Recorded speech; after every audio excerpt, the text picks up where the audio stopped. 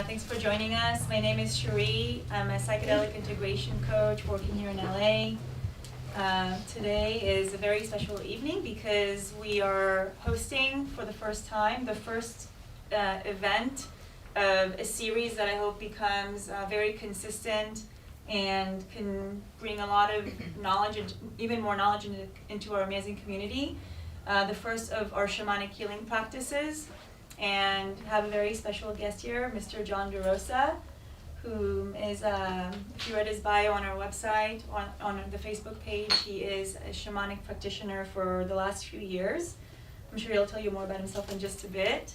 Very experienced. I had the honor and the pleasure of meeting him at a circle recently, and I was very impressed with his kindness and warmth and knowledge and his work that he brings into the medicine world. And just felt that it just had to be introduced to our community. So I'm very happy that he's here with us tonight.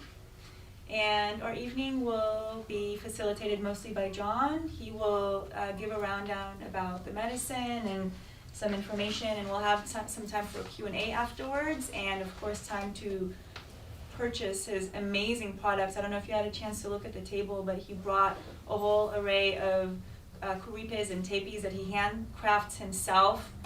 And I can tell you that we have one at home and it's absolutely incredible. We love the way that it fits. So highly recommended. So he will have his products, the pipes, as well as medicine available for sale. And that will be in the latter part of the evening. We will maybe have time for a facilitation or two. And if you're interested in trying the medicine yourself, if you want to buy some products, that might be possible as well. Right, John? Yeah. We're going to see how much time we have, but I'll try to Yes. keep it moving. You know. Yeah. So let's see how it goes. Just as a basic reminder, as everyone knows, this is a medicine community. Many of the medicines that are discussed in our community are not legal substances in the United States. Of course, the medicine that we are talking about tonight is completely legal. It is a tobacco-based product, so there is no problem there. But just in terms of conversation, please understand that, again, we're a safe community, we're a safe space. Please do not have conversations or try to find illegal substances of any sort, because this is not the space for that. So please be mindful of that, respect our space, have fun tonight, and so happy to have you. And I will be assisting John a little bit here and there in terms of integration, because for me, Rapé, I use it as an integration practice.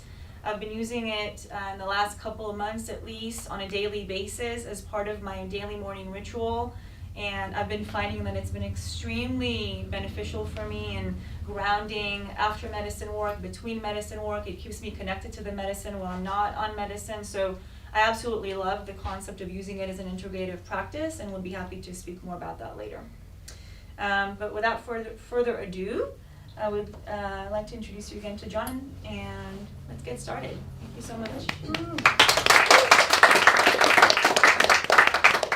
Thank you so much. And thank you, Sherree and Ben. Thank you all for coming.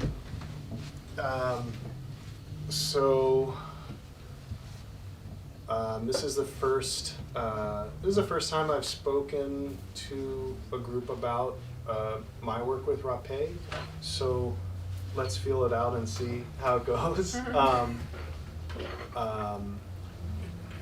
I'll start out with myself. My name is John DeRosa. I've been working in a Peruvian shamanic field for the past, let's say, 3 years or so. I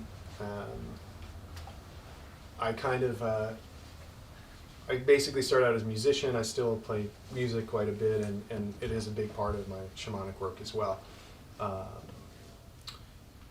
The work with Rapé started around the same time that I was introduced to, the shamanic work that I would continue to do, and I was introduced to it in Peru as a precursor to working with ayahuasca, which I think is the case for a lot of people.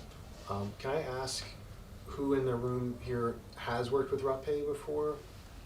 Okay, so quite a lot. Okay, and may I ask, and you don't need to answer this, if you've worked with Rapé before, has it been in the conjunction with other plant medicines as well? Mm-hmm. Okay.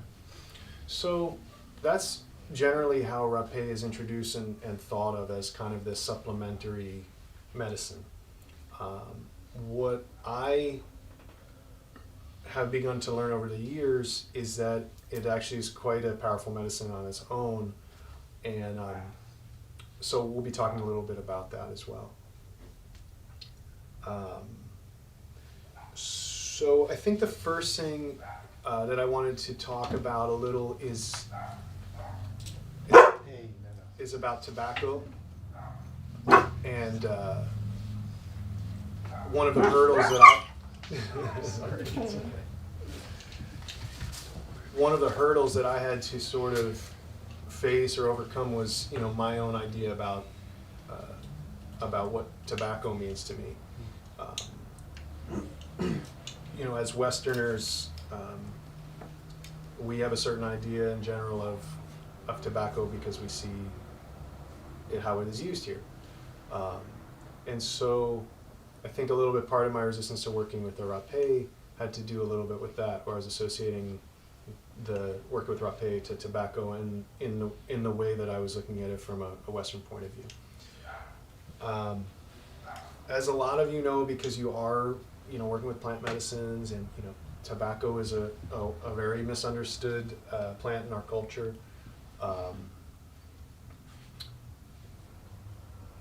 As Westerners, we generally can associate it with with death or addiction or disease and all of these things.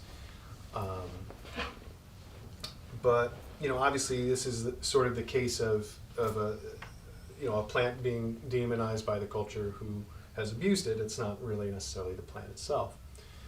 So mapacho, which is the base of most rapés, and mapacho, which is obviously used in a lot of plant medicine ceremonies, is considered by many who work in plant medicine and shamanic facilitators to be sort of the mother or the father of all other teacher plants. That it is sort of up here and kind of as umbrella as others fall under. It doesn't necessarily mean that others are less important or anything like that, but that it's sort of this the mother or the father of all these plants. Mapacho has been used by South American indigenous peoples for thousands and thousands of years for medicinal purposes. Would you say what you mean, the difference between mapacho and tobacco? Sure. When you use those two words? Yeah, absolutely. So mapacho is the scientific name is Nicotiana rustica, and it's a specific kind of tobacco that's found in South America. It's much stronger than our American tobacco as we know it, up to about 10 or 20 times as strong in terms of nicotine content, for one. I'm going to actually get a little bit more into the chemistry of it when we talk about the actual rapé, but I just want to make note that, again, for thousands of years, mapacho and tobacco by the Native Americans, but mapacho by the South American indigenous peoples have been used as a healing plant. There are shamans called tabaqueros that use that as their primary plant medicine, and these tabaqueros can ingest very large amounts of mapacho and use it for healing purposes. In my, I'll preface this all by saying that, all that I've learned from working with Rapé has been, gleaned directly from the Rapé itself, the plant itself. I did not take a class on Rapé, I did not take a class. So a lot of the stuff I'm talking about right now is just sort of a little bit of an overview, and we'll get more into the actual Rapé in a little bit. The reason I bring up the differences between as we think about the Western uses of tobacco, and I mentioned the indigenous uses, is that a lot of the importance is intention, and that's what we miss often as Westerners in terms of a cigarette habit or things like that. Mm-hmm. Intention is really pretty much everything. It's not as to say that there is no health dangers of mapacho aside from that, but in terms of using mapacho or tobacco for healing work, shamanic work, we have to remember that it is our intention that when we work with it, makes all the difference in the world. And so I mention this because, Rapé, I try to emphasize that we want to think of it we want to think of it in terms of using it in a sacred way, a ceremonial way, not as a habitual way. So,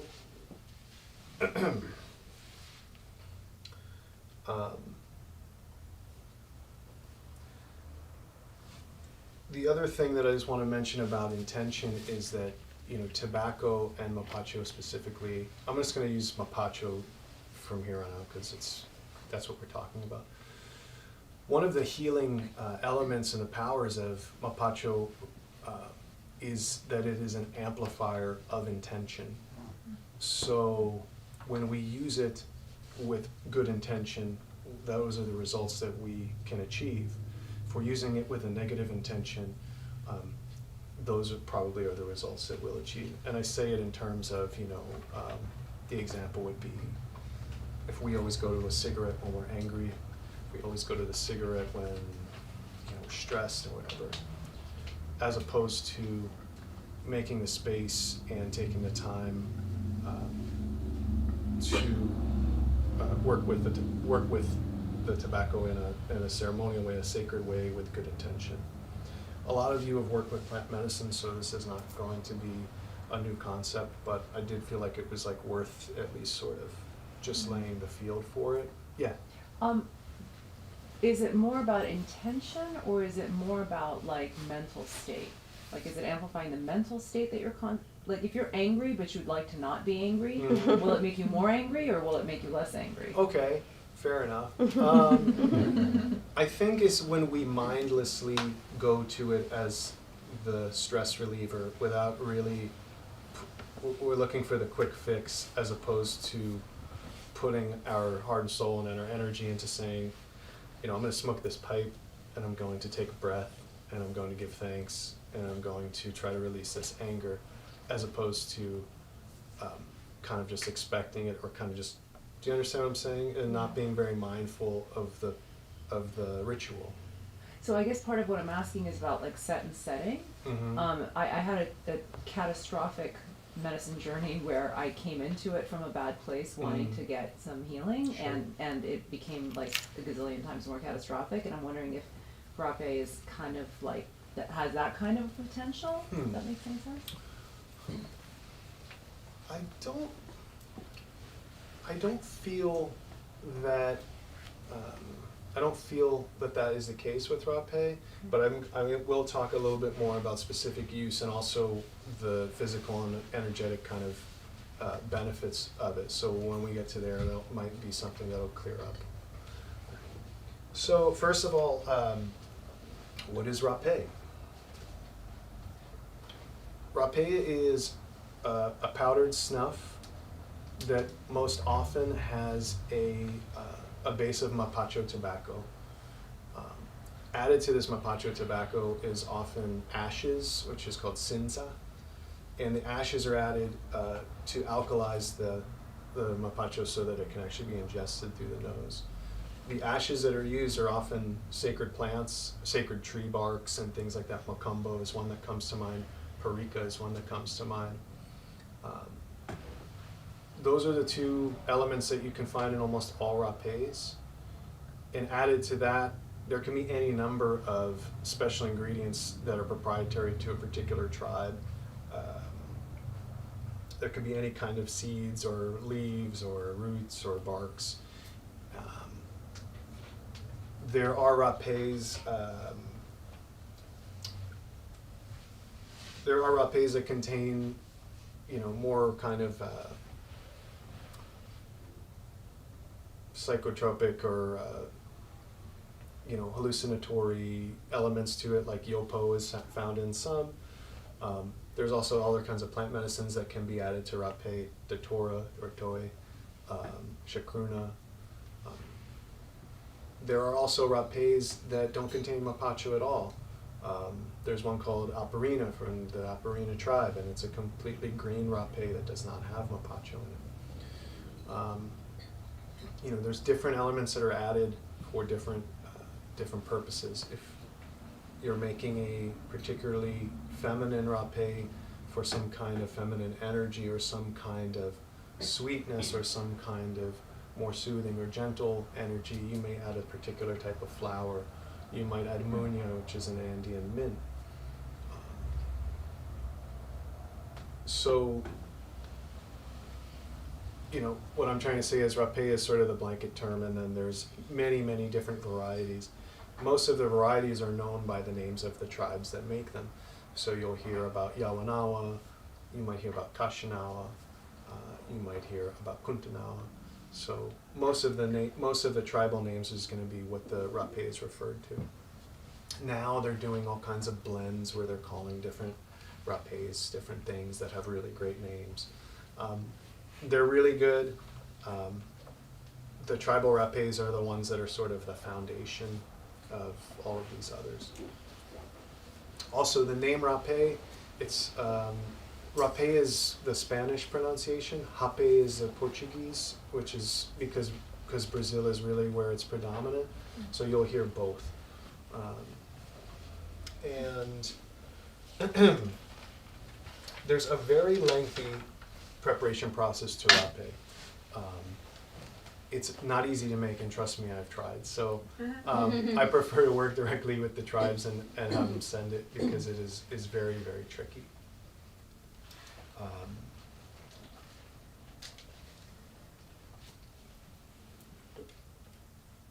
Rapé is administered to oneself using a caripe or a tepe if you're using that on someone else.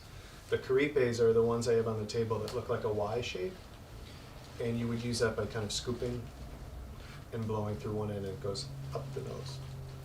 The tepes if you're administering it on someone else. And I'll talk a little bit more about those Should I a little hold bit one later. up? What's Should I that? hold them up? Yeah, if you want. Which is this one? That's a tepe. This is like this one. That's for yourself? This Or is for somebody someone else, so you kind of, There's another. yeah, That's for that's the yourself. caripes. Mhm. So traditionally,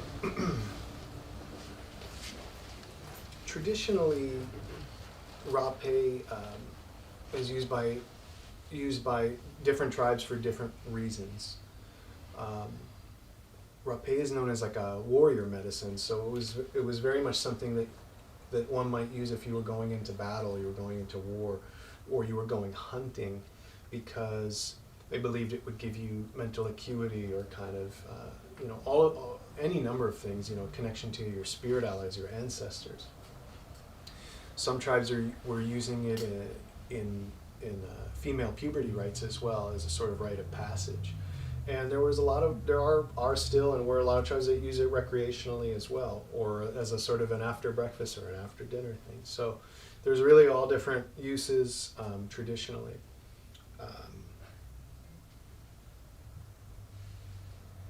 I have a whole kind of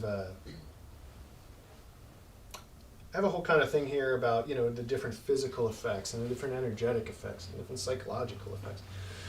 But what I think might be a little bit better to get into is sort of my work with it, and we can kind of take all these other elements, because I just think it gets a little dry.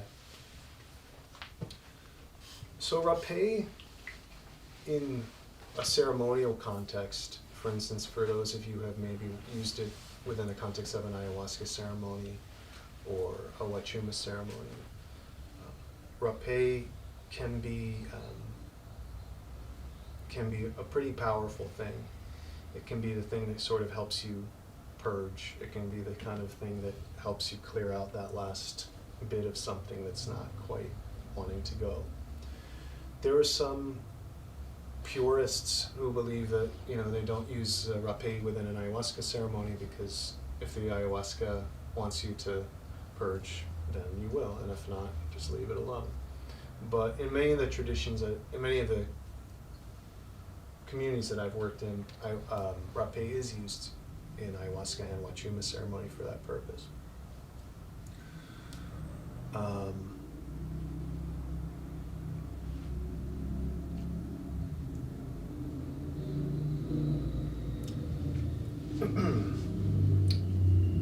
I think that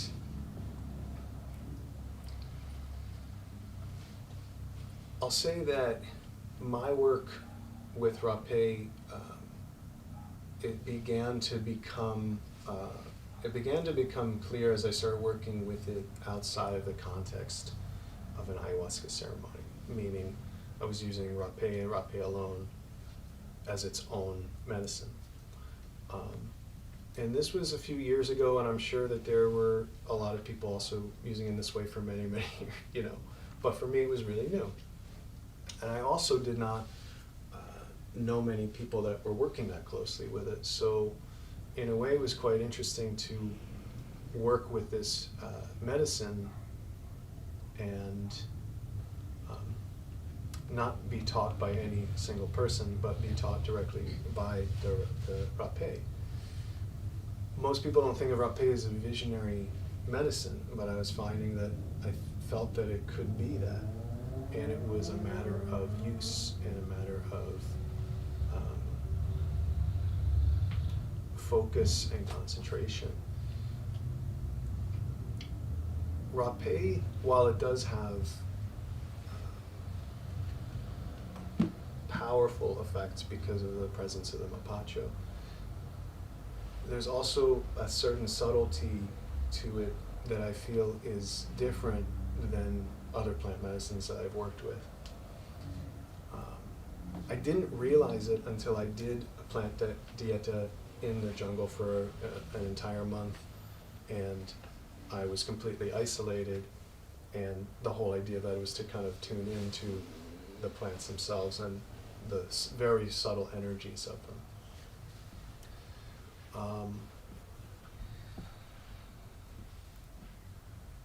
What I found working with rapé is that it started to, I was seeing sort of how, I was seeing its benefit within a context of a plant ceremony. And it was actually San Pedro, not ayahuasca, where I first started to realize sort of how interesting it was to work with. What I found is that energetically, rapé is very good at breaking through different blockages that a person may have. It's a little bit amplified within the context of a plant medicine ceremony, because you're in this state already. But what I was finding is that it can also be used for that kind of same thing completely on its own. So basically, it started to become part of my morning ritual, morning meditation, and within the context of that, working with the rapé. Help me kind of get to, because I feel like I might be meandering a little bit, but I want to get to the core of all of this stuff. Yeah. Am I on the right track here? Yeah, totally. You were talking about how you were using it in the jungle and the idea of how, when you use it every day, what happens and the benefits that it does to your body and your mind and spiritual. So I think talking about the benefits, the idea. So, yeah.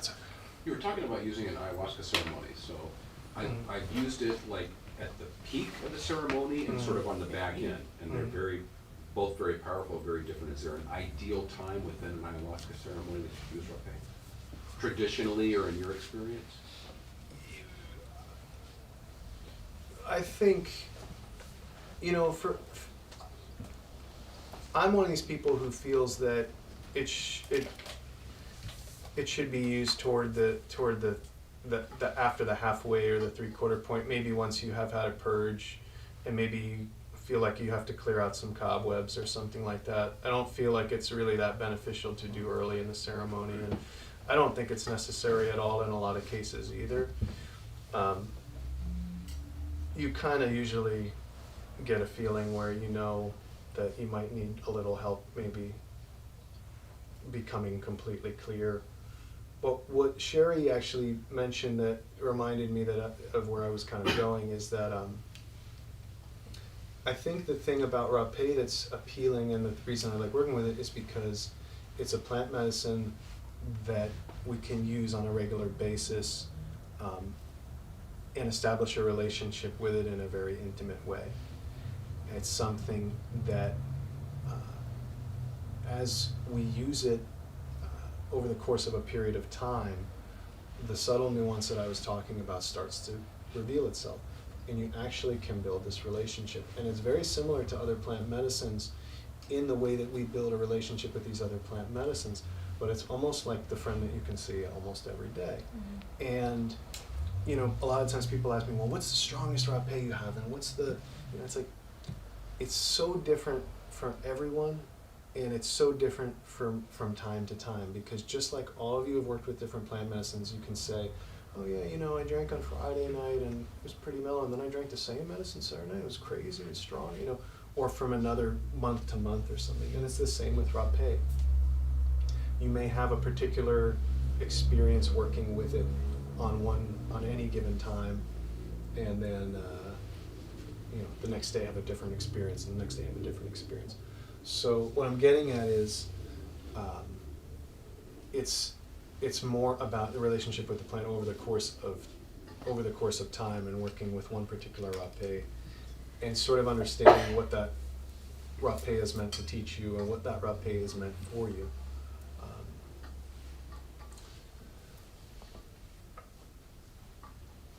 What are some, because I know I'm leaving out certain obvious things that I'm just not seeing, what are some questions that this has brought up so far? I don't know if you were going to cover this, but I wanted to ask about the right relationship with the medicine. Sure. I know of several friends who have a difficult relationship with it because they're ex-smokers, Mm-hmm. and they're finding that this is almost taking the place of Mm-hmm. smoking. So I wanted to know what your thoughts were about that. Yeah, that's a really good question. I really encourage people to not have it replace a habit. It's the same with meditation. You know, meditate a little twice a day or something, but if you're meditating 15 times a day, chances are you might not be grounded, or you know, you may. And so I do think that again, I don't think it should be used habitually. I think that should be something that you know, I stress. It is addictive because there's tobacco in it. It's safe when used responsibly. So I think if somebody's afraid that they're replacing a smoking habit with it, then maybe they want to try to pull back and maybe really establish a specific time of day that they use it, in the evening or in the morning, and just try to form a better relationship with it than being the go-to. That's my personal opinion. You know. So, did you have a question too? Yeah.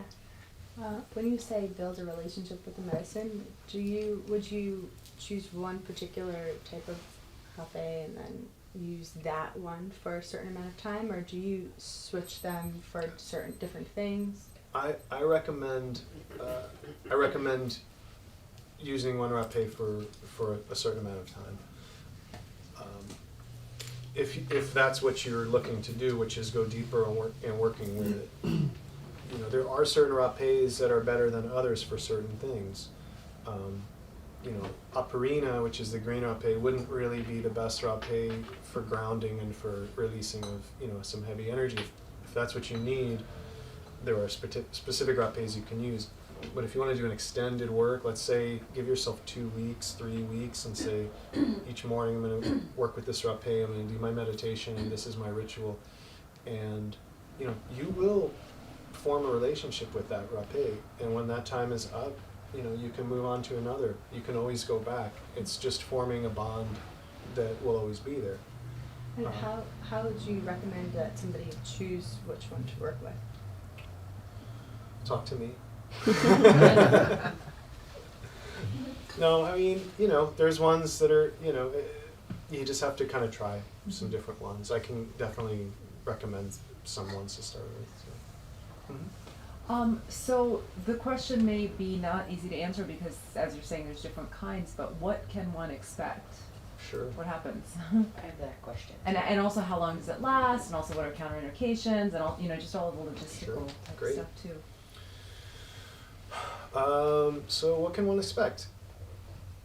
It's a little uncomfortable, you know, when you start working with it. You mean But- because it hurts your nose, or Yeah, it's a little, you're shooting something up your nose, you know. how uncomfortable? Make a face. You Hopefully. can't help but make a face. But in like, manageable. for how long? For a long time. For yeah. like stinging, nettly nose. Eye-watering. You know, eye watering. You know, Just your sneeze. face gets 5 red. seconds? It's manageable. 15. I would say, I think it depends. I would say it depends. I would say it depends. I would say that there's rapés that have definitely blown my head apart, and then there's also rapés that are a little gentler. But, you know, there's some discomfort when it's going up your nose, a few seconds. You know, this is a good time to kind of just throw out some of like the physical things. And, you know, they all can, it's a little hard because it gets a little dry, even though it is interesting, but, you know, there's physical effects of what's happening, which is, you know, you're like, the blood flow is increasing, and, you know, a lot of neural things are happening, which is why in a tribal society, it's like, let's go do rapé and go hunting, because it's like, we're totally like keyed in right now. You may, let's say that you're working with Nukini Rapé, which is a pretty strong rapé. You're going to feel probably any number of sensations. You may have a little bit of flushness. You might not feel anything right away. You might feel a little bit of an elevated heart rate very briefly. You may start to feel that the endless chatter of your mind goes away. It stops. Mm-hmm. Your focus goes. Mm-hmm. That's generally something that we want to happen. We want to kind of come back here.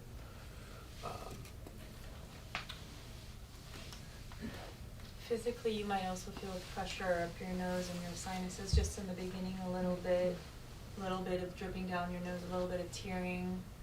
You might find that you're choking a little bit if it goes down your throat, and that's okay. I think, you know, when John will talk about it later, but the trick is really to breathe through your mouth and not swallow anything.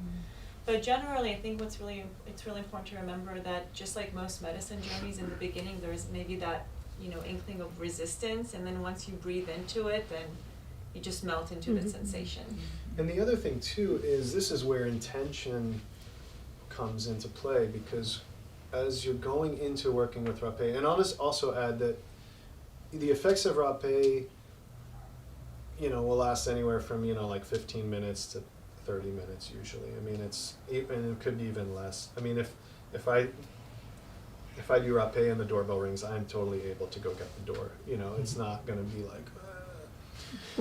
So, but again, it's intention, and it's what, you know, saying I'm going to give myself 30 minutes to really feel into this and go where you need to go. And if you enter into your rapé experience saying, my intention is to release some of this anxiety that I've accumulated today at work, and I just need to like let it go, or, you know, I really need to focus because you know, I have this really important thing coming up, and I really just need to kind of get my head together. And so any number of these things are going to really guide your journey, just as if you were going into another plant ceremony and you had an intention. You know, physically, if you work with rapé in the context of another plant medicine ceremony, chances are you will purge, if you're a purger like I am, and without fail.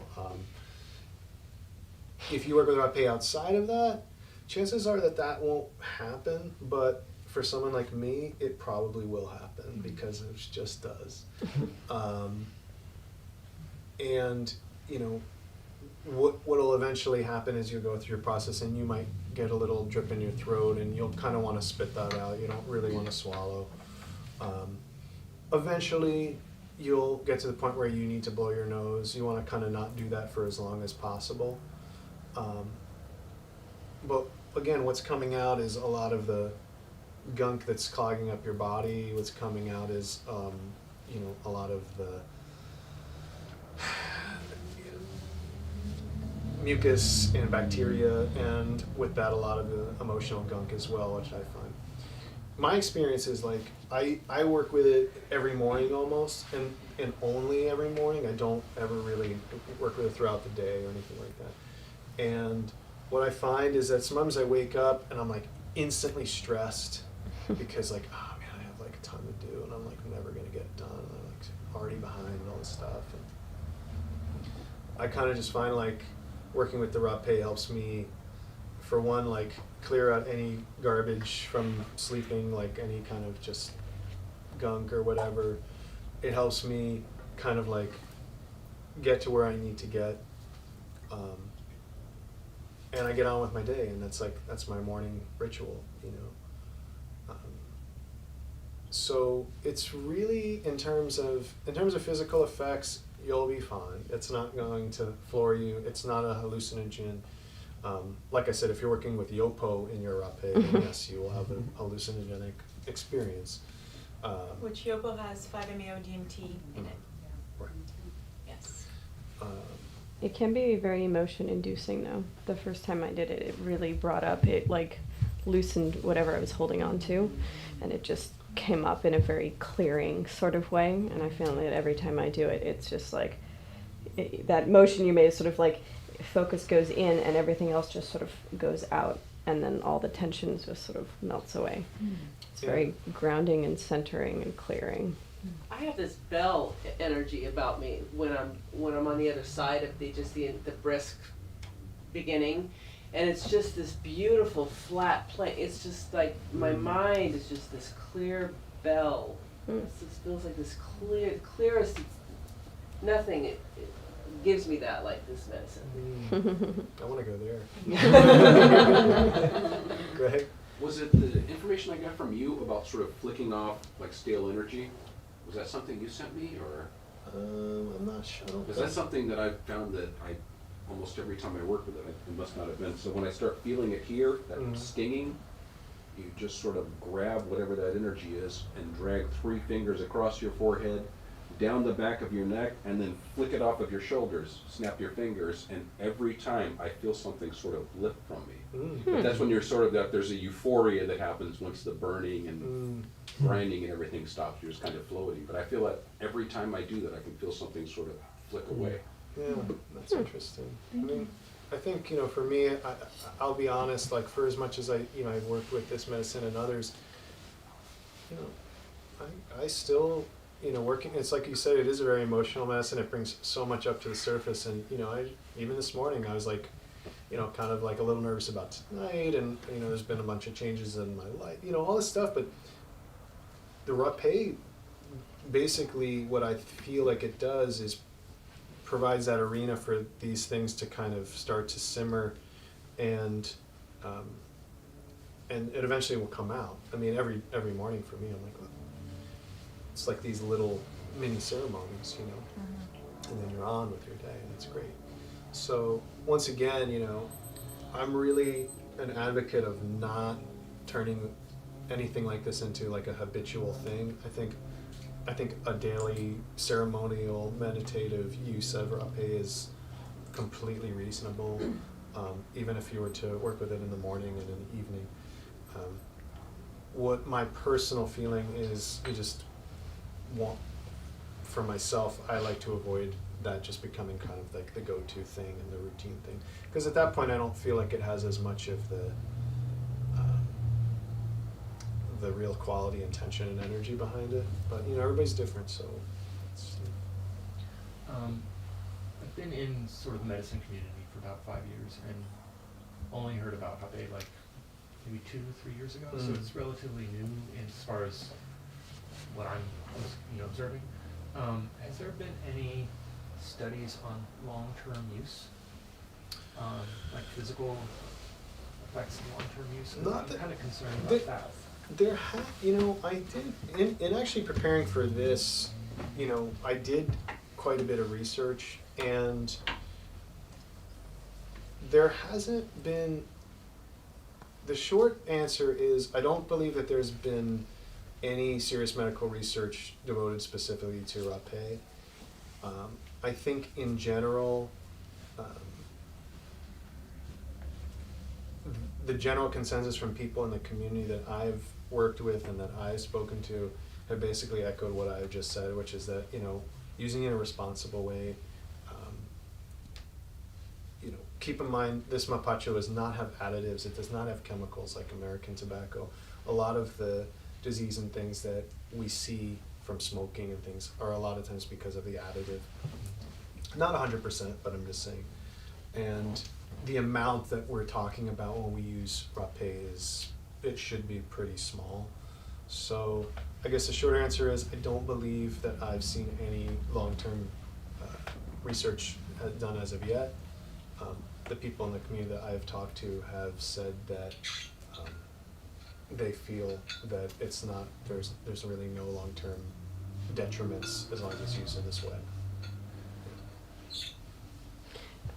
Is it possible to have too much, or like too much nicotine coming into your system at the same time, and just in terms, or how forgiving is the dosing? Because if you're just pouring it on your hand, it's like It would be, I'm pretty sure it would be impossible to have a kind of nicotine overdose with Rapé. And it's a good question though, because a lot of times, we've also been seeing there's issues with safety at these retreats, and most oftentimes the issue where there is a serious injury or death is because of a nicotine toxicity issue because of a tobacco purge. Tobacco purge is if you're drinking a large amount of a tobacco infused water, and with the intention of having that clean you out and purge, and a nicotine toxicity can exist if you don't really get all of that out. Or it stays in your body too long and the body absorbs it too much. It's at a rapid rate. I've never heard of that happening with snuff tobacco because it's just, we're dealing in really small quantities. Even if you do the biggest dose of Rapé you can possibly do, you're going to be fine in 20 minutes, so, Did you? Yeah, what is yopo? Yopo is a seed that is, you had a better description than. Well, it's a type, the short description is it's a type of Rapé that has 5-MeO-DMT alkaloids in it. And how do you take that? In the same manner that you do Rapé. So it looks like a snuff, but it's more psychoactive. you would And, definitely want a sitter. Yeah. I've had experience with that Rapé before, and I feel that it's pretty much similar to the others. The only time that I've actually had a different experience is sitting in the ceremony and taking it. Mm-hmm. So, having the inhibitor still in my system and having the yopo then Well, that's interesting. absorbed. Because out of the ceremony, I don't get anything like that. Interesting. That's interesting. Yeah, I honestly have not worked with Yopo, and I'm really conservative, personally about, at least for myself, just not like mixing medicines, but it's like I kind of just work with one at a time, and it's mostly because I'm incredibly sensitive to plant medicines. I usually drink, a quarter of what anybody else has, and I'm just fine. So, so I just kind of I play pretty safe. Can you talk about the different types to give us a rundown, and maybe, I know that you have some, I don't know if you want to go one by one. Yeah. It's a little hard to, I'm going to be honest, I probably have about, 8 different kinds with me, and it's a little hard to say that, this Rapé is for this one thing and that this Rapé is for this, because it can really vary, and a lot of them really do overlap in the way that they can be used. What I'm finding, the ones that I have with me mainly today are, I would categorize as masculine rapés. There are certain rapés that have a bit more of a feminine energy.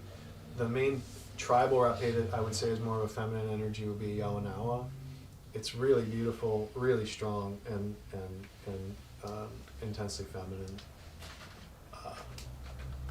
Then on the other end of the spectrum, you have like a rapé like Nukini, or Kashinawa, or Kuntanawa, and like I said, those feel a bit more masculine and have a bit more tendency to use toward really like kind of breaking through different blockages, energetic alignment, releasing, meaning either purge or, you know, energetically releasing of some heaviness. There are some gentler rapés that I have. Most of the gentler ones I would categorize as like blends, and you know, there's one that I think that's called like a crystal clarity or something, and I would categorize that as like or utilize that for kind of working to like expand out this way with the mind in terms of meditation. A lot of the rapés for me are about kind of going in. The Aparina, which is the green one, is one of my favorites, and people kind of don't tend to go for that one because I guess they feel it'll be really like gentle because there's no mapacho, but it's really awesome. It smells like the jungle. It's really strong when it's fresh. As it gets less fresh, it gets less green, so you can always tell. And I've had really like profound experiences with the Aparina Rapé. I'm a little reluctant to talk because, you know, everybody's really different, and I'm kind of like, you know, but, you know, with the Aparina, I've worked with other people who, you know, work a lot more with plant spirits, and they feel the Aparina is a really good gateway to connecting to different plant spirits. There's also been a lot of talk about Rapé in terms of like decalcifying the pineal gland. There's really been no scientific evidence of that, but that's not as to say that that's not a thing. And I just bring it up because a lot of times people ask me that, like, you know, I want to like decalcify my pineal glands. It may help, I don't know. I did actually quite a bit of research to see if that had been something that had been proven, and, you know. But all of these rapés, you know, they have different benefits. And I think the reason that it became so interesting to me is that I was finding that, you know, I was like, oh, the description of this rapé says this, so that's what I want. And then I would have a totally different experience with it. So that's why I say, you know, pick one and work with it. What does it mean for you, and what's it doing for you? Are you finding that it's helping you, or are you benefiting from it?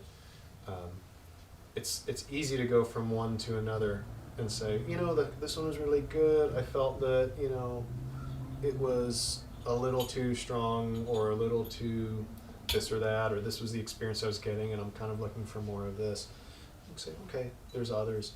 But it's really hard to say because it's just so different for each person. I have 3 questions. Okay. You can answer one Okay. or all 3. One is, I'm wondering, does it keep you up? Like if you take it late at night, is it advised to take in the morning? Because like nicotine has a little bit of an up effect. And then should I just ask the other 2 also now, or should I just wait and see what's your Yeah, ask them all. Okay, the other thing is, are there any contraindications? And then the third thing is, what do you do after you take it? What was the counterindications? Yeah, like reasons why you should not. Reasons why you should not take it. Yeah, or things that you shouldn't mix it with, or things like that. Okay, oh, great question. Okay, so I don't necessarily recommend doing it before bed. There are certain rapés that I have used before bed, and usually those rapés contain chacruna or toei, and I have had some wild dreams, but that was my kind of goal in working with them at that time, was to do some dream work. But because of the tobacco content and nicotine content, you probably might have a little bit of a boost, and you might not want that right before bed. That being said, everybody's different, and I've definitely used rapé and fallen asleep, so it's it's really about your sensitivity to nicotine. How long before bed would you recommend? There's no rule, but I've definitely used it like within like a half hour before falling asleep. So there's nothing bad's gonna happen. You just might have a stuffy nose, and you want to kind of get rid of the stuffy nose before you go to bed. It's How no, long it's does just that not. take? Nothing bad will happen. You just want Could also be very relaxing, like a very relaxing, like overall physical to, yeah. sensation. So, I mean, in my opinion, some of them could definitely be even like a sleep aid in a way. Okay. Yeah. Again, Yeah. it's it can go either way. Right. It's a really great question, and I did forget to mention, you really don't want to use Rapé with with like drinking it's just, it's once again, it's about intention and really being respectful to the medicine. And it's not a great feeling, to be honest, having a drink and doing Rapé. It's not. With cannabis? Yeah. Good question. That is a good question. I do not know. Try it Yeah. Share? Wasn't a contraindication. I would think that with plant medicines in general, there would not be any contraindications, and anything that is more chemical based, there would be. I'll let you know. What was the third I was on one? antibiotics once and I took some Rapé and I had a pretty strong, but I mean, it wasn't like it was when I had the reaction that I remembered, shit, that's probably why, but it was strong and it was for a while. I mean, I was actually kind of scared. Oh wow. And I Okay. think maybe one is so pro-life and then of course antibiotic being, Right. you know, but it was for a dental thing and until I had that strong of a reaction, because I had never had that strong of a reaction before and always really liked it. It was like, what's happening here? Mhm. And that's when I thought, oh my God, the antibiotics, that had to be it. Mhm. So now I'm just, unless I've been off of antibiotics for, That you know, a makes number of sense. days and doing my probiotics, I won't even go near it now. Or maybe if it was a dental thing, like It was a just, dental just thing. the Rapé mixing with your saliva and having more of like exposure to your bloodstream, or Could have been, yeah. Or if your gut biome is kind of off because you're taking antibiotics and, you know, everything gets filtered through there basically. And you said, what do you do? I mean, I kind of just, you can kind of do whatever you like. I've definitely been inspired to sing and write music, and you know, but I always allow myself at least like 20 minutes or so for meditation, and beyond that, it's kind of as you wish. But you know, give yourself some time to feel it, and I know people who write. I know people who. I became wildly inspired and recorded some music after Rapé last year, and released some music of that. So again, it can really be any number of things. You had spoken before about doing it within ceremony, and you know, everybody's relationship to it is completely different. And I've actually sat in ceremony where they started ceremony with Rapé and Sananga, and it was actually really good because the ceremony was running late. It didn't start until like after 11:30 at night, and I was really starting to fall asleep. And I thought, oh, I'm not going to have a good ceremony because I'm so tired. And the Rapé like totally regrounded me and just put me in that perfect state. And it was a really good opener to the ceremony. So again, it's like completely different for everybody's relationship to it. It's, you just kind of make it your own. Yeah, absolutely. I felt the same way too. I did it before doing the Ceremonial frog medicine before, and I felt like I was very nervous before doing medicine. And once I did that, I mean, there was a lot flowing out of me, but it also grounded me very much. So when I actually took in the medicine, all that scariness and the anxiety was gone. I agree. I also do it as a practice before ceremony to prepare for the ceremony and for grounding. Yeah. And did you have a question? Or? Yeah, can you talk a little bit about the costs? Like you said, you have a daily habit with it. How much would that cost per month to do that? I know it varies depending on what It's really not very expensive. I mean, you know, I have Rapé that I'm selling that's, you know, like a 10-gram container, which if you're doing it at this rate that I do it, that'll last Can you. you show us? Do you have a Yeah. 10-gram container? Some props. This is like 10 grams, and this will last me like months, couple months, and that's just a daily use, because you're really using about, the rule of thumb is like a pea-sized amount. Obviously, you can play with that, and if you need more or less, and but so it's not very expensive. I mean, it can get expensive, I guess. So But, much is the 10 gram? How much is your? These are about 30. There's some that are a little more if they're a different kind. And then there's ones that are 5 grams that are, some of these are a little bit rarer and have a little bit different ingredients. So some of the 5 grams are like 20 or 25 by themselves. But once again, if you're using this daily, like I'm using, this will last you like a month or so. So it's That's less Even than more, cigarettes. they last for a Yeah, very long they last for time. really so- Very, like, but it the looks stuff- tiny, but, yeah. it little goes a long way, yeah. Can you walk us through just the actual how-to? Yeah. Do you wanna? Yeah. You wanna do? Yeah. Does Do you anybody do it, or wanna? should I do it? You've done it before, Okay. and your experience with it, please, Greg. Okay. By the way, do you have something like on a website or on a piece of paper or somewhere that lists the different ones that you have and what each of them does? I don't have any of my Rapé listed, and it's really because selling tobacco online is a little tricky. So what I do is I do have some cards back there. Uh-huh. I have a website with all the pipes and stuff. Uh-huh. And everybody can grab a card. If you want something today, we can make it happen. But on those cards is my email and also website. So yep, those are the cards. But do you have like maybe like a Word document or something like that that just lists? I'm working on one, actually. I have one that I can send from someone else, and I'm actually working on my own that I should have done within about a week or so. So Okay. pretty soon. If anybody wants to email me and ask for that, I'll get it to them. I wanna suggest, if you don't mind, scooching this Yep. way so so everyone can see you. And here's a bucket. So in case Greg needs it, he's gonna have a bucket. Probably Tissue. Tissue does bucket. So I have 2 types of tepi pipes. These are these double tepi pipes that I've been making. So you can kind of get it in one shot. Oh, wow. And these are the traditional. So I'm gonna ask a mechanical question while you're doing this. Yes. So I've got the Rapé, Mm-hmm. and I started off with it sort of pointed straight up my nostril, and I Mhm. find that kind of goes up and right down my throat. So Mhm. I realized with the tepi, it sort of points to the back. So that's where I point the Rapé now. How do you do it? Because then it hits here and it's not, because if I do this, sometimes it goes straight to the back of my throat. I'm trying not to swallow it.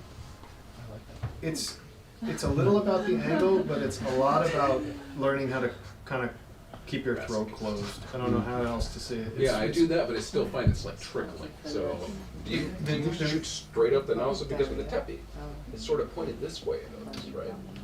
I kind of am just kind of, I don't, Yeah, I'm not that strategic, I'll be totally honest with you. But what I was gonna say is that it's easy, the reason they have a different experience with the tepi is because you're not breathing, when you're doing the karipe, you're Yeah. breathing and you're leaving your throat open. Right. With the tepi, you're Yeah, not you can just doing sort of shut anything. off So I think completely. that that's more of the, more of the issue.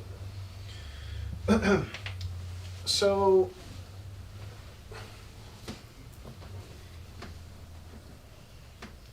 So first of all, you always want to have a bucket and tissue, even if you don't think that you would need it. Sometimes, even if you do the exact same medicine every day, you might find yourself purging, you might find yourself burping, so it's a good idea to have a little bucket or a bowl or something. Even if you don't have a bucket, you should have a cup or something. 'Cause Yeah, you're gonna salivate always have a lot. something, yeah, You'll exactly. bring stuff out of your chest, you're gonna salivate a lot. You don't want to swallow the saliva. Yeah. You don't want to swallow the saliva. You want to take long, deep inhales and exhales before you start to just kind of clear the area. You would even want to blow your nose out a little bit. I like to blow my nose and make sure my nose is clean. And just relax yourself. And I know that right now John will administer it to Greg, but when you do it on your own, it's really nice to have the medicine in your hand, look at it, set an intention, put it in your pipe, hold it to your heart. Think about what you want to do with it, how you want to work with it, what you want to see, and really take a few moments. This is just like John said, it's like having a mini ceremony in your home every day. So there's various different rituals you know, in terms of administering or self-administering, you know, for me, I think the important thing is what Sherree was saying. I always scoop toward the heart. Never thought of that. And you're putting it in from the direction that you actually put your mouth on? This one's gonna go up his nose, actually. Oh, This so is the first time I'm using this. This is a prototype, so we'll see how great it works. You should catch me if I fall What we're gonna do is we're gonna do the left nostril and then the right nostril. You always want to do this kind of quick. You don't want to wait too long in between. It's just a balance sort of thing. If I'm able to, I kind of like to just connect with the head, connect with the heart, solar plexus.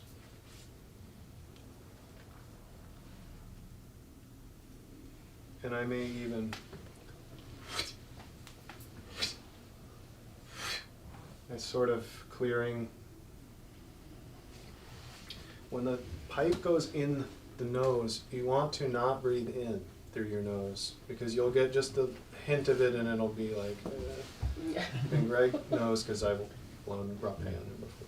You want to not breathe in through? Oh, after it goes in, before it goes. Once the pipe is up your nose, don't do anything. Because if you even breathe in a little, what's going to happen is a little will go up your nose, and when you breathe out, the rest is going to go in my throat. And that's You want to take a deep breath through your mouth.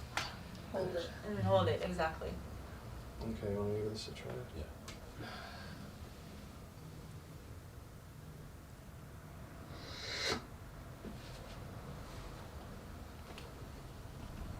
What is that? Good to know. There's various types of breaths that are traditionally used, and they're all after animals. The deer breath is the one that is the most common, is the one I'm doing where it's slow and Even when you self-administer, you do that breath? Mhm. Why the deer breath? I just feel like I don't know why it's called the deer breath, but I feel like it's the most even. There's a snake, there's other, I really don't know them all, to be totally honest with you, but they also have a lot to do with intention and what the actual goal of what you're, you know. My teeth are pulsating right now. Ready? Yeah.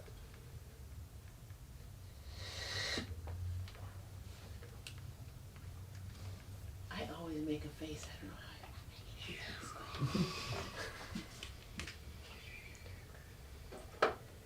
I always think it when it's hurting.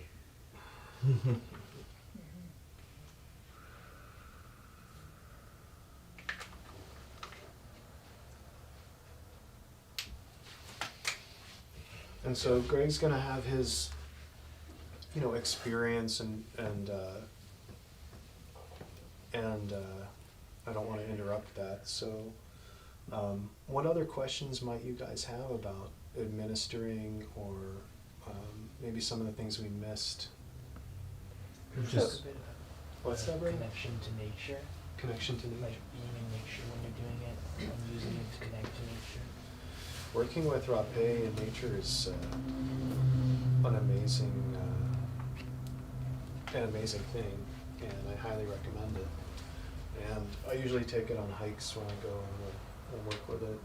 It's really, really beautiful. Felt it flowing through there when you did that.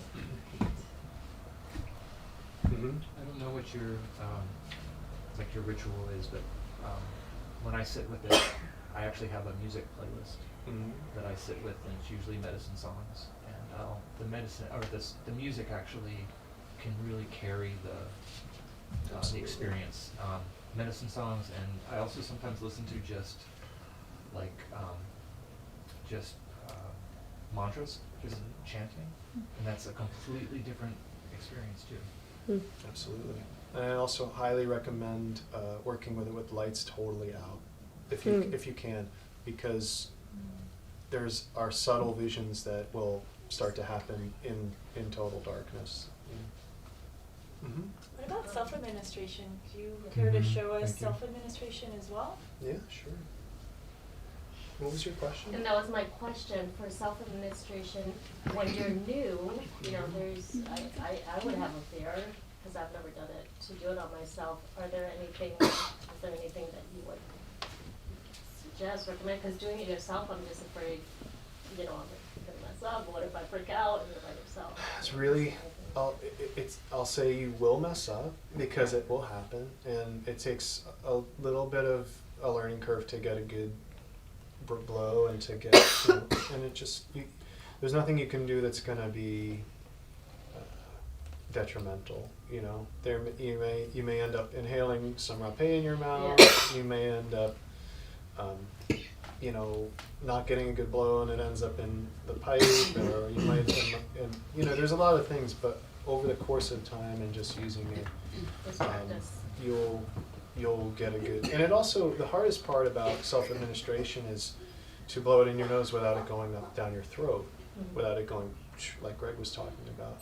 And that's just a matter of learning how to blow and somehow close the throat. It's just it's an instinctual thing that'll happen, and it just takes a couple times to kind of get it right. It's nothing bad's gonna happen. Are you gonna demonstrate? By the way, Greg is having a very still experience because normally, I mean, at least for me, I start crying, I start spitting, I make a lot of sounds and I cough a lot. So this is, you know, this stillness that you're seeing is not necessarily typical. So be mindful of that. So if you do feel like you need to purge, you need to cough, you have a lot of things coming up your nose, it's totally natural. If you've got chest congestion, This is it less brings it natural. right up. If you're Yeah. congested, it'll bring everything out of your chest. Right. So expect to work a little bit even, I would say. Like Yeah. like I was saying, when I use it in the morning, I have a lot of allergies. I have air purifier in my bedroom for dust, but even as such, I wake up like kind of like stuffy and like a little That's like, me. yeah. And when I use this in the morning, it gets cleared all out. You know, it's like it just kind of loosens everything. I'm just using a very little amount because I want to go totally into like, my space here, but just so you can see the kind of process. Again, scooping toward the heart, I'll usually try to kind of center. To be honest with you, I do a type of meditation where I'll go into my meditation for about 15 or 20 minutes, and once I'm in my meditation, I'll do the rapé. I usually want to be kind of in that state first. And when you're picking out a karipe, make sure it fits. It's great if you like the way it looks and stuff, but if it doesn't fit you properly, it's Right. So the most important thing, like the ones I make, are designed this is actually not one I made; it was gifted to me, but they're designed to fit almost everybody. It's a little bit of a universal angle, but again, everybody's different, so.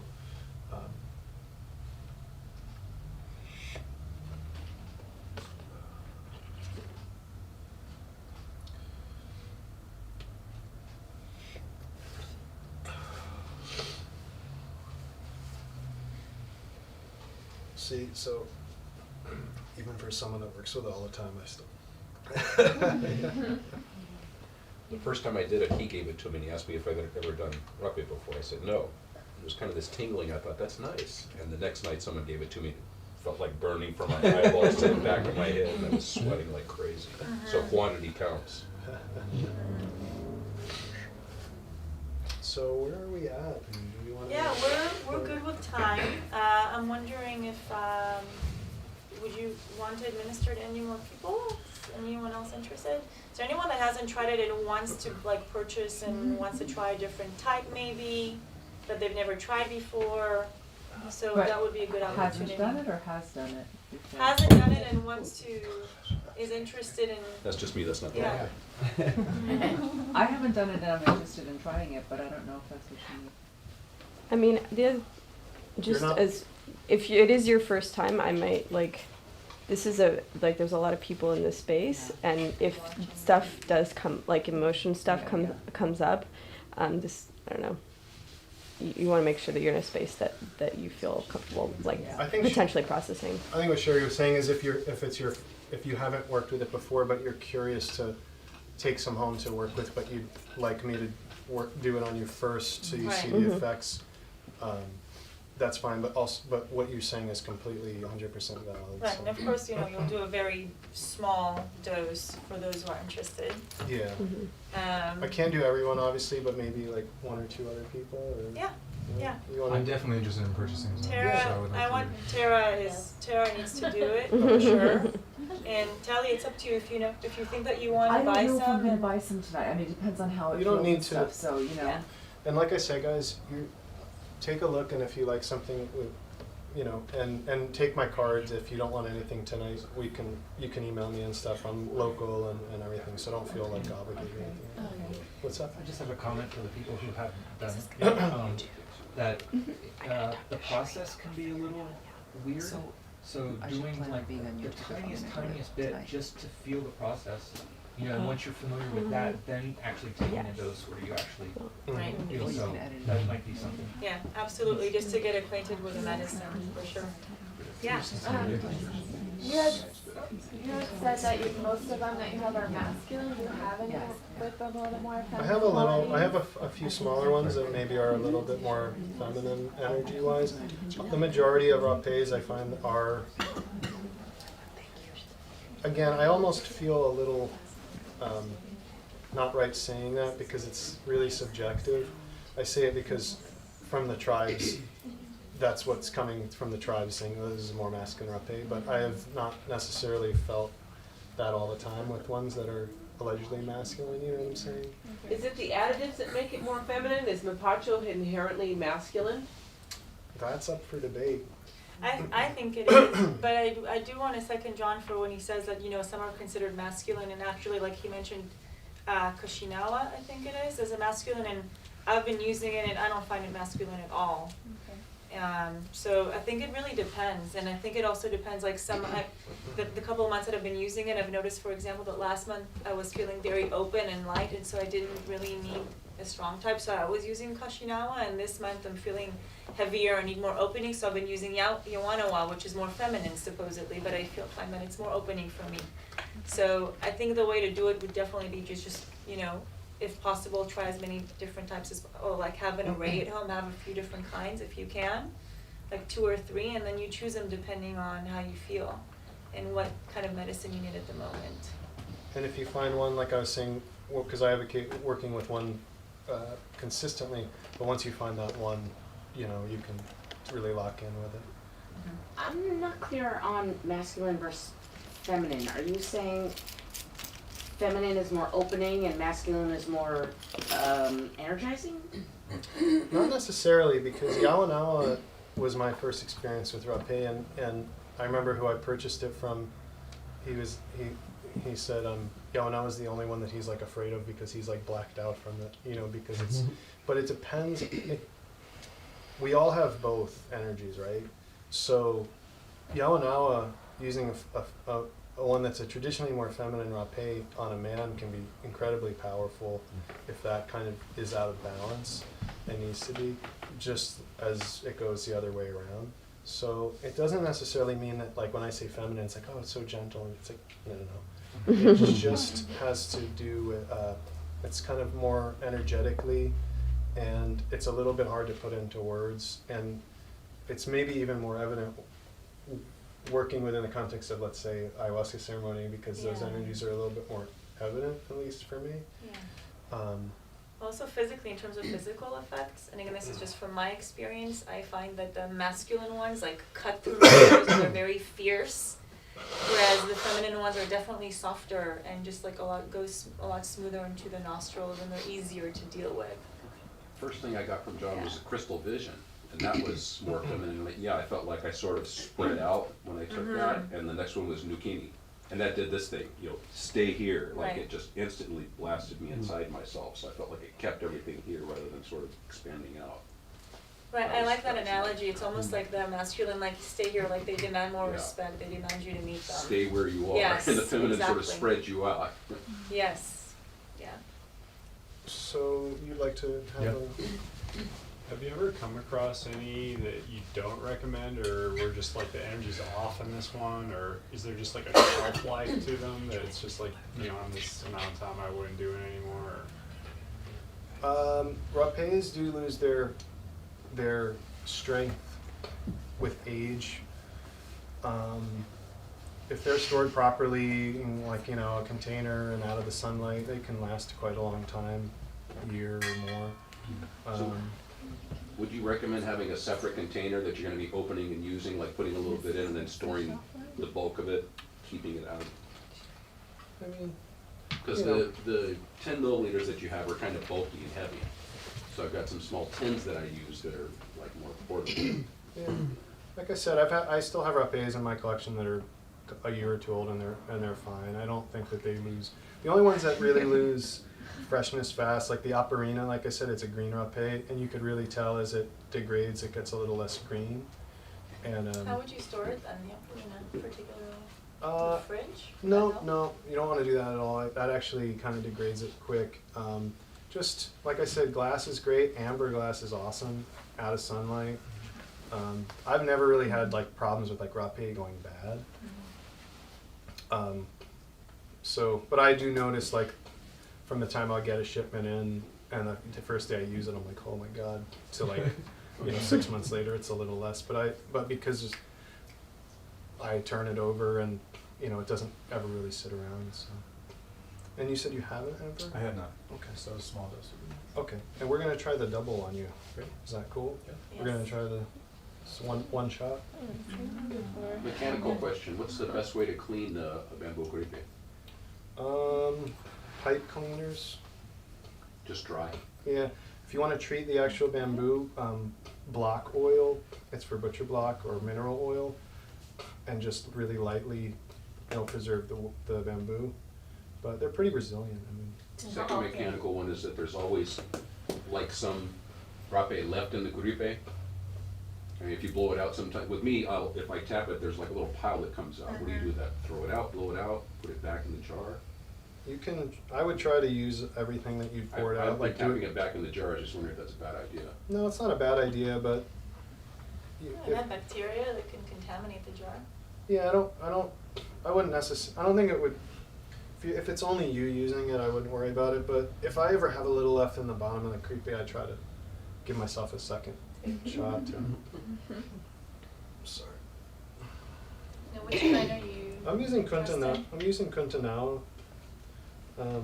It's just the one that I use the most myself, and I just feel like it's really, really nice and good and strong.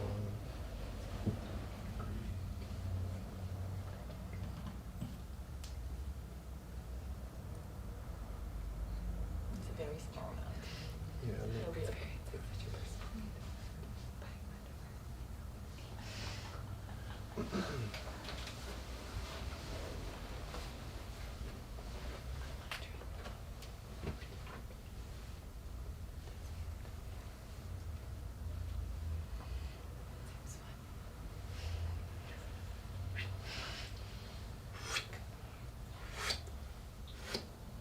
Okay, so once this goes in, don't breathe in.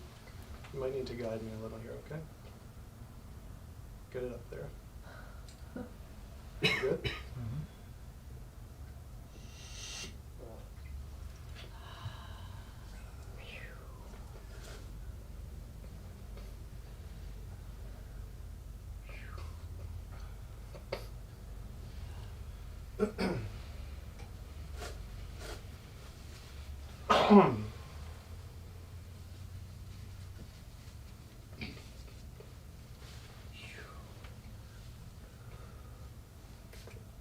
And I'm just giving him some Florida water.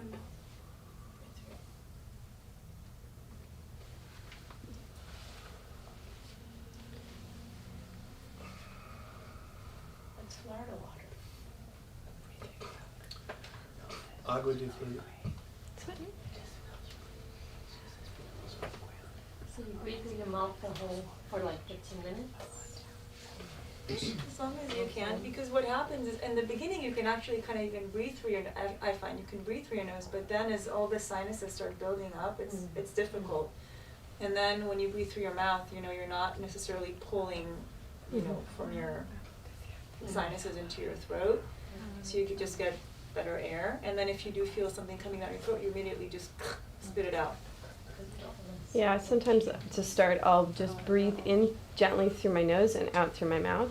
So then it kind of keeps moving things a little bit. And so I think you can kind of prolong the experience a little bit by just having the particles move a little bit, and then they get to different surface area. So I found that to be helpful. I did have a question that when you administer, do you, at least when you're administering to someone else or you're receiving it, do you, or when you're receiving it from someone else, do you keep your mouth closed? Or does that make a difference? Because that's obviously going to just, where the air is either going to go down or into your mouth, but if your mouth is open. I never really thought about it. I think naturally you kind of keep the mouth closed. Okay. I don't know if the mouth's open. I don't think it will drastically affect it. It's a little bit more about keeping the throat closed. If that makes sense. And Okay. it's easier to keep the throat closed because we naturally do it. If somebody's administering it on us, it's harder when we're blowing, because when we're blowing, the throat's Right. open, and that's why it's a little tricky to learn how to do it on yourself. Wait, you're saying it's easier when somebody else blows it in you? Yeah. Sure. Because it's Not. Oh, because you're not sucking in.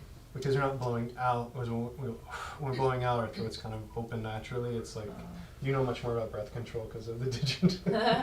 But when you're just sitting and waiting, and you're not breathing in, our throat is naturally kind of, I don't want to say closed because we're still able to breathe. But it's not as if we're in a mid-breath as we are when we're blowing it on ourselves. So what's the different effect? Because right now I'm actually doing it through a straw, snorting it more so than blowing it. I don't have those fancy pipes. So what's the different effect versus when I'm blowing it in my nose versus snorting it through like a straw? Is there any difference, really? I don't. You should get a bendy straw. I think the straw works fine. I don't notice any problem with it, but I'm asking if there is a different effect if I blow it with one of I these feel versus that inhaling my it. personal feeling is the breath is our intention. The breath is whether we're breathing on someone. In shamanic work, we call, whenever we're blowing of smoke, we call it soplata, or whether we're blowing mapacho smoke or we're blowing something, and it's designed to clear an energy or to move something along. And it's the same on ourselves, where we are using our breath to, give ourselves our intention. So I do feel that it is important to use a pipe, a rapé, rather than the snort. I don't know. Well, it also seems like if you're snorting it, you're like your lung is open when you're snorting because you're trying to inhale air, whereas you don't want to get like that fine powder like inside your lungs. That's kind of like the point of like stopping breathing to like actually administer it. You kind of want to just keep it in your nasal cavity, Right. not in Yeah, your I've never throat. noticed it going into my lungs. It's like, whoa, it goes right up there, and then I feel it going a little bit back in my throat. It's really, like you're talking about, the experience is really up there. Mm-hmm. So that's why I was wondering if there really is any difference, because it's the same effect. But Yeah, you can try and see what the difference is. Yeah. I'll let you all know. Cannabis pipe, okay. Did we want to do one more? You said that. We're gonna do one more, Tara, and then we're gonna have about just a few minutes left. If any, do you want to give us a rundown on the prices of what you have to offer, so Yeah. people can So can have because a look. there's so many of you guys, and I'm not sure how many of you guys are interested in purchasing something. Generally, the karipes, the most basic ones, was just the threading. They're somewhere around $25. The ones with the really ornate ones with like the crystals and stuff, those are up to like 55 or 60, and the other ones are anywhere in between. All these are for sale on my site. If you wanted to pick something up today, we can do that. If it gets to be tough on time, grab one of my cards and email me. I'm local, I mail stuff every day or whatever, you know, it can work something out.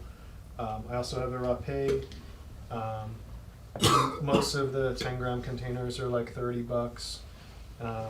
I have some more specialized blends and specialized ones that are in the 5-gram containers, and those are like $25. They're a little more expensive. When you say specialized, what is that? I don't understand. So there's some that are blends. They're blends of some. That are better for certain ailments. That Some are of them are a little for- more specific. Like I have one that's called Goddess. That's like, again, we talk about feminine. I think I only have one left of those, but the names are given by my supplier who makes some of these. I should also say that the ones that are the 10 grams are from a source of mine that works with the tribes directly. The blends are kind of given like really beautiful names, and they have some of them have like various types of plant ingredients like chacruna being the other active ingredient in ayahuasca.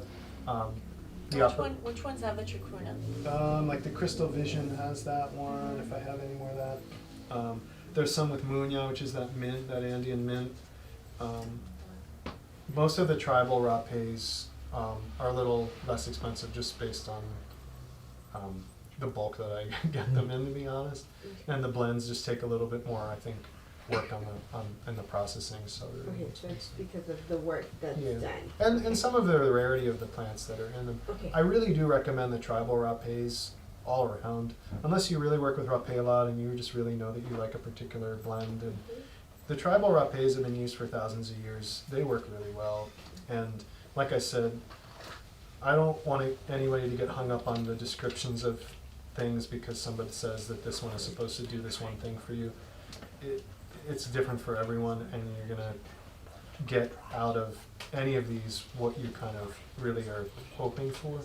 So What would you say is a good one to start off with for beginners? I mean, unfortunately, the Aonawa is great, but I'm out of it right now. So the Kuntanawa, the one I've been using, is really, really amazing. The Kashinawa, also really, really amazing.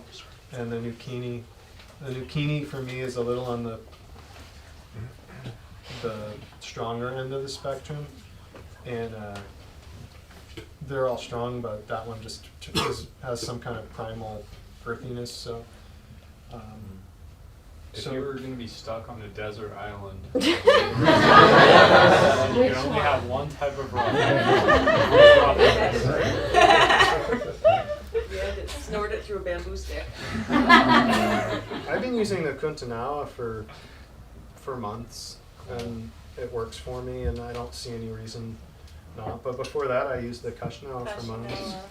I find the Kuntanawa super strong and like overpowering even. Pretty good.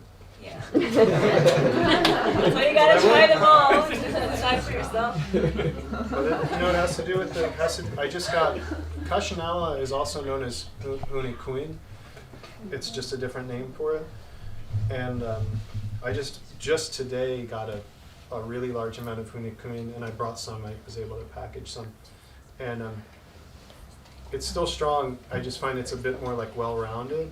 So, I don't get too hung up on strong. I mean, if it's fresh, it'll be strong. And I feel like there's benefits to working with rapés that are not going to blow you out of the water. It's going to be what you put into it. It's going to be that intention. It's going to be that time you spend meditating and feeling into it. So So would you consider doing a sample thing where maybe it's 1 gram of each, like 10 different varieties or something like that? Like a So we flight. can-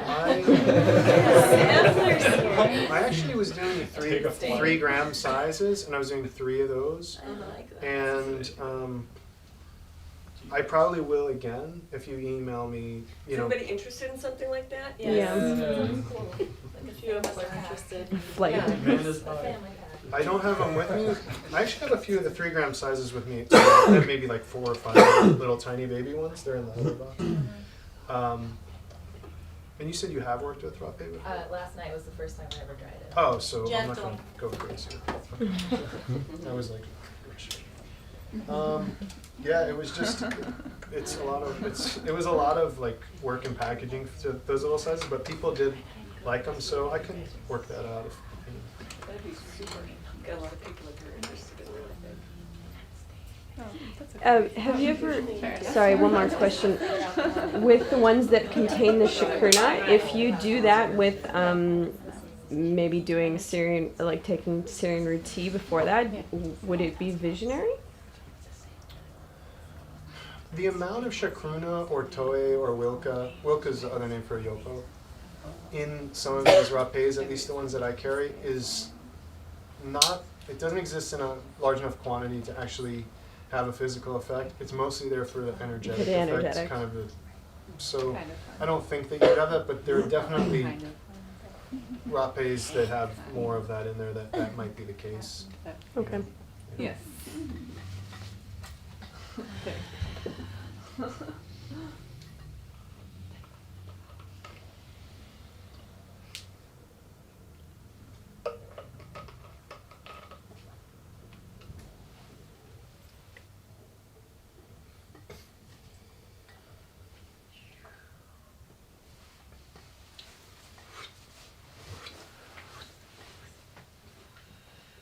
Okay, so once this goes in, just try not to breathe, okay? You may need to help me out to get that into a good spot.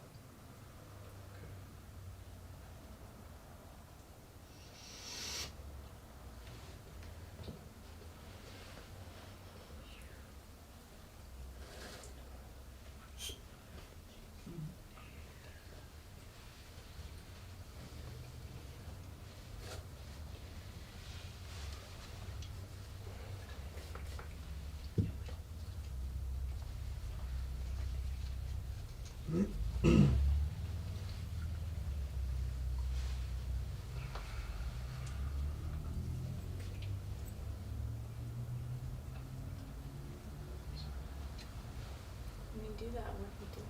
I'm kind of just clearing over the top because she's, you become a bit energetically open, and so I'm just giving some cleansing, right? Yeah. I mean, when I do it with my shaman and they do the floor water, it's when we're doing a cleansing. Yeah. That's what it's doing. And some practitioners like to use feathers to clear the energy off the body or the residue off the body, and rattles to keep the energy moving and keep the individual centered in the process. It really helps to listen to some draw sets of music. So the rattle is really grounding. So when you're doing it on yourself, do you have a rattle? Yeah, I actually prefer to do it in silence, but yeah, we do have rattles. Actually, have some right here. I really like a singing bowl. Yeah, singing bowls are great. It's really great.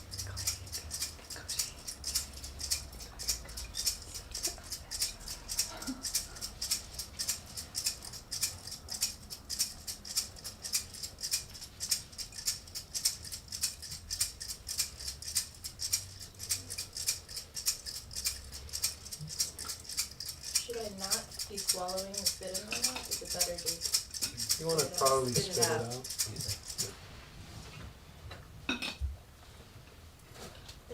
I find sometimes that I spit and there's actually no material in it, and sometimes there is. So I think, I don't know, the more I do it, I realize that more and more it doesn't actually have anything in it, so I don't mind swallowing it, but I think maybe it takes a little bit of practice to make sure it doesn't go down too much. Some tribes swallow because they don't want to waste, so it's.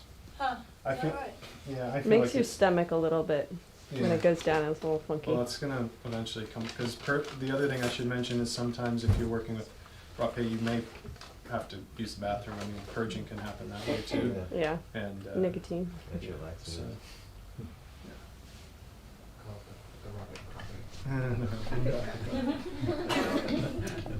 So we're gonna, just a bit, Tara will go through her experience for as long as she needs to. We're gonna start wrapping things up. Does anyone have any final questions for the evening, for John or for myself? Welcome to ask. We'll be here until 9 o'clock. So in the meantime, again, feel free to look at the items, speak with your community members. If you have any questions, come and ask us, of course, and thank you so much for being here tonight. Yeah, thank you guys, and thanks. Like I said, this was the first. Hopefully, there'll be others. And I appreciate you guys helping guide the workshop a little bit. I'm gonna, it was just a good experience. So thank you all. And Thank you. Thank you.